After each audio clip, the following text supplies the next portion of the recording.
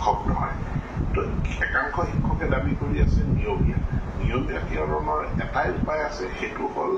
নিয়মীয়া পদৰ কাৰণে বিজ্ঞপ্তি এতিয়া অসম চৰকাৰে ৩৫,০০০ শিক্ষকৰ পদ অভিজ্ঞ শিক্ষক যাৰ এক্সপিৰিয়েন্স আছে ইয়াত নতুন শিক্ষকে আবেদন কৰিব নোৱাৰে নতুনকৈ কোনো আবেদন কৰিব নোৱাৰে গতিকে যাৰ অভিজ্ঞতা আছে সমগ্ৰ শিক্ষাত শিক্ষকতা কৰাৰ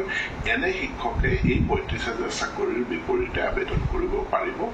আৰু কৰিলে চৰকাৰে বিবেচনা কৰিব যদি কোনো শিক্ষকে বিচাৰে যে মোৰ ৬০ বছৰ পৰ্যন্ত মোৰ যি গ্যাৰান্টি আছে গতিকে মই ঠিকাভিত্তিক হিচাপে থাকিম তেওঁ ঠিকাভিত্তিক হিচাপে থাকিব পাৰিব কিন্তু কোনোবাই যদি বিচাৰে যে মই নিয়মীয়া হৈ যাওঁ তেতিয়াহ'লে তেওঁ ইয়াতে আবেদন কৰিলে তেওঁৰ চাকৰি নিয়মীয়া হ'ব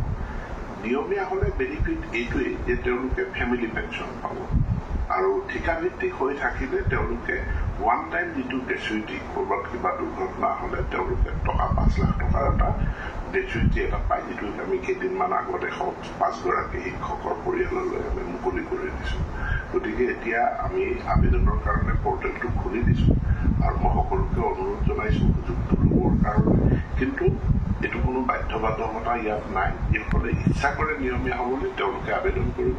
যিসকলে ঠিকাভিত্তিক হৈয়ে থাকিব বিচাৰে তেওঁলোকে আবেদন নকৰিলে হ'ব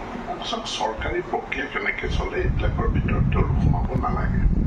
কিন্তু আমি কেবিনেট সিদ্ধান্ত হৈ বিত্ত বিভাগে ৩৫,০০০ পোষ্ট ক্ৰিয়েট কৰি দিছে ফৰ স্পেচিয়েল ৰিক্ৰুইটমেণ্ট আৰু যেতিয়ালৈকে এই পদখিনি থাকিব স্পেচিয়েল ৰিক্ৰুইটমেণ্ট তেওঁলোকৰ কাৰণে যিটো অভিজ্ঞ শিক্ষক বুলি কৈছোঁ তেওঁলোকে আবেদন কৰিব পাৰিব যেতিয়াই বিজ্ঞাপন ওলাব